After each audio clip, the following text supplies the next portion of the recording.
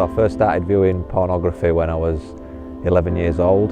I found my dad's stash of VHS videos under his bed. Just as a curious young 11-year-old boy, I was just searching around and found these videos, and I started to watch them. Well, I just thought, you know, it was a great way. I thought I was learning about sex. I thought, oh, you know, this is fantastic. When actually that was, you know, far from the truth.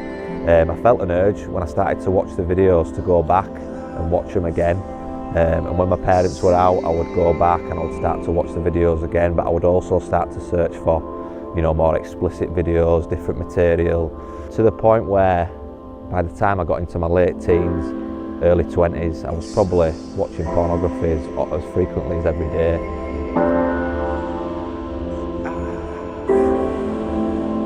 All my friends watched it, you know, they talked about it, so it was just a normal part of growing up. I definitely felt feelings of loneliness and depression, and it affected my social life, where I would rather be at home watching pornography than going out socialising with friends.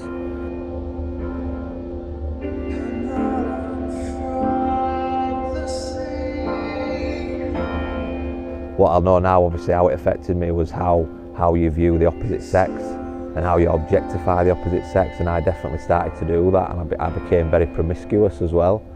And you start to look at, the opposite sex as an object rather than a person with feelings and emotions, and obviously that's what pornography does.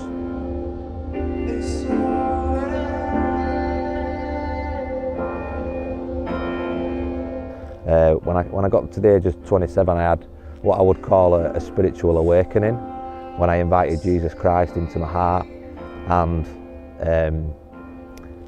I really felt that had a massive impact, definitely with the pornography, and God just started to show me how the pornography was affecting my life, how it was affecting my relationships, how it was affecting my behaviour, and how harmful it was.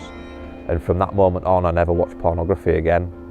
But also, I just want to say that temptation was always there, even after I stopped watching pornography. We live in a very sexualised world where you only have to switch on MTV and you can see music videos on there that have got material in it that 20, 30 years ago would have been X-rated material.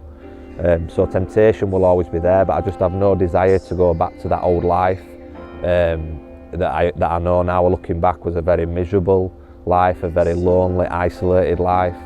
And now I'm just flourishing in my relationships. I'm married, I've got 4 children, and that definitely wouldn't be possible if I hadn't got free from that porn addiction.